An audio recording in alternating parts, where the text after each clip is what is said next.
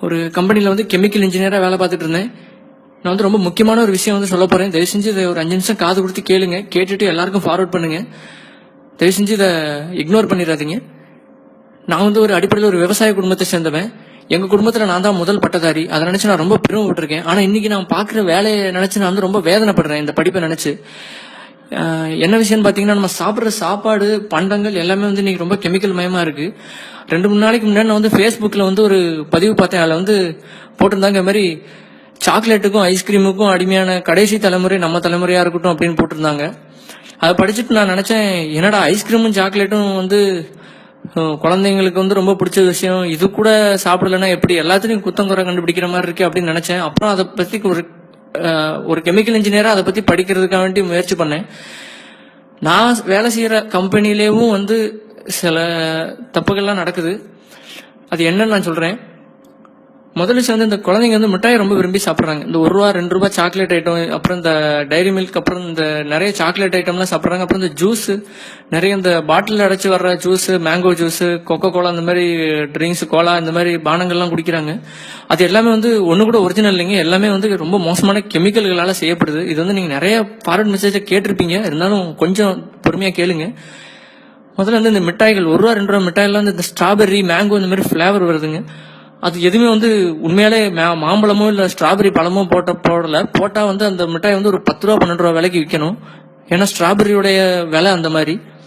ஆனால் அதுக்கு பதிலாக என்ன பண்ணுறாங்க அப்படின்னு பார்த்தீங்கன்னா, இந்த கிளைசிடேல், டைமெத்தில் பாலிசிலாக்சன் அப்படின்னு சில கெமிக்கல்லாம் இருக்குது. அந்த மாதிரி கெமிக்கல்கள் யூஸ் பண்ணுறாங்க. அதுக்கப்புறம் வந்து இந்த பீவர்னு ஒரு மிருகம் இருக்குது. அந்த விலங்குடைய சிறுநீர் பை, அந்த பையில இருந்து எடுக்கப்படுற ஒரு மோசமான ஒரு கெமிக்கல். அந்த கெமிக்கல் மூலமா எடுத்து அதை வந்து கெஸ்டோரியம் அப்படின்னு பேரு.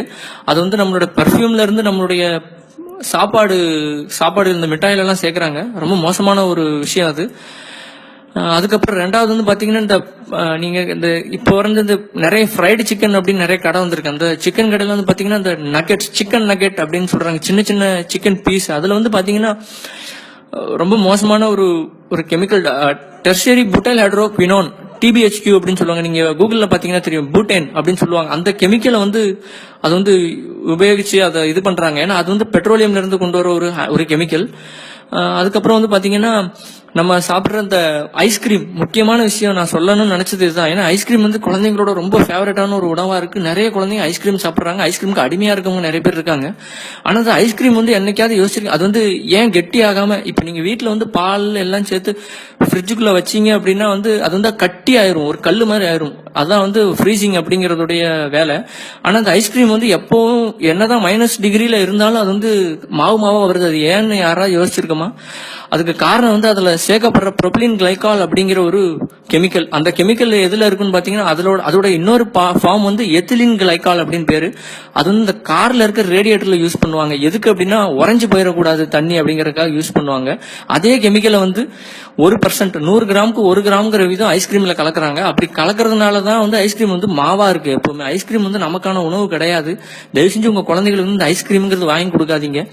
அதுக்கப்புறம் வந்து பாத்தீங்கன்னா, இந்த வெண்ணிலா அப்படிங்கிறாங்க, இந்த வெண்ணிலா பிளேவர், அது வந்து எல்லாருக்கும் பிடிக்கும், அது ஒரு டேஸ்ட். ஆனா அந்த பிளேவருங்கிறது தயாரிக்கிறதுக்கே ஒரு குறைஞ்சது இந்தியாவில மட்டுமே 110 கெமிக்கல் கம்பெனிகள் இருக்கு பிளேவர் தயாரிக்கிறதுக்கு மட்டும். அந்த கெமிக்கல் வந்து பாத்தீங்கன்னா, வெண்ணிலா, அப்புறம் இந்த ஸ்ட்ராபெரி, இது எல்லாமே கெமிக்கல். இந்த வெண்ணிலாங்கிறது பாத்தீங்கன்னா வேனிலின் அப்படிங்கிற ஒரு செடியில இருக்கிற ஒரு பீன்ஸ்ல இருந்து கிடைக்கக்கூடிய ஒரு வஸ்து. அந்த பொருளை வந்து பாத்தீங்கன்னா, வேனிலினை வந்து என்ன பண்றாங்கன்னா, இப்ப சிந்தட்டிக்கா சில கெமிக்கல்கள், பெட்ரோ கெமிக்கல், இந்த குவாகால் அப்படின்னு சொல்லுவாங்க. அந்த பெட்ரோ கெமிக்கல், அதாவது பெட்ரோல் எடுக்கிறோம் இல்லையா, க்ரூட் ஆயில் எடுக்கிறோம் இல்லையா, அந்த க்ரூட் ஆயில இருந்து டெரைவ் பண்ற ஒரு தயாரிப்பு அந்த கெமிக்கல். அந்த கெமிக்கலை வந்து நல்லா ப்ராசஸ் பண்ணி அதுல இருந்து வர்றதுதான் வந்து வேனிலின் அப்படிங்கிறது. உண்மையான வேனிலின் வந்து ரொம்பவும் காஸ்ட்லியான, இந்த குங்குமப்பூ மாதிரி ஒரு தாவரம் அது. ஏன்னா அது வந்து இந்த மடகாஸ்கர், அப்புறம் தென்மேற்கு ஆசியா கண்டங்கள்ல சில நாடுகள்ல மட்டும்தான் அது விளையுது.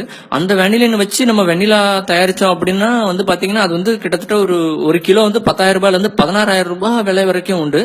ஆனா இந்த சைனால இருந்து வந்து சிந்தட்டிக்கான வேனிலின் வந்து தயாரிச்சு கொடுக்குறாங்க. அந்த வேனிலின் வந்து பாத்தீங்கன்னா 1 கிலோ ரூபாய்க்கு தராங்க. அதை தான் வந்து இந்தியாவில் இருக்க பெரும்பாலான ஐஸ்கிரீம் கம்பெனிகள் வாங்கி ப்ராசஸ் பண்ணி தங்களோட ஐஸ்கிரீம்ல சேர்த்து விற்கிறாங்க. நீங்க எந்த ஐஸ்கிரீம் எடுத்துக்கிட்டாலும் அது கெமிக்கலால இது பண்ண ஐஸ்கிரீம் தான். அதுவும் இல்லாமல் பால் வந்து ஒரு 20-30% தான் பால் சேர்ப்பாங்க. மீதி 70% வந்து பாத்தீங்கன்னா இந்த மாதிரி மோசமான கெமிக்கல்கள் போட்டு தான் தயாரிக்கிறாங்க. தயவு செஞ்சு குழந்தைகளுக்கு இந்த மாதிரி மிட்டாய், சுகர் பேஸ்ட் கன்ஃபெக்ஷனரி அப்படின்னு சொல்லுவாங்க, அந்த மாதிரி மிட்டாய் வாங்கி கொடுக்காதீங்க. நான் சொல்ற உண்மையா இல்லையான்னு உங்களுக்கு சந்தேகமா இருந்துச்சுன்னா தயவு செஞ்சு கூகுள்ல போய் தேடுங்க. அதை பத்தி நிறைய பேர் எழுதியிருக்காங்க. எனக்கும் ஆச்சரியமா இருந்துச்சு. நானும் அப்படிதான் தேடி கண்டுபிடிச்சேன்.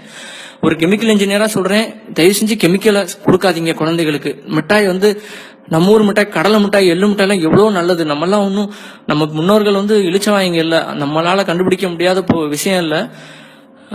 வெளிநாட்டு பண்டங்கள், இந்த கேக்கு, சாக்லேட்டு தயவு செஞ்சு வாங்கி கொடுக்காதீங்க. ஐஸ்கிரீம் இதெல்லாம். ரொம்ப நன்றி கேட்டதுக்கு. இதை நிறைய பேருக்கு ஃபார்வர்ட் பண்ண மறந்துடாதீங்க.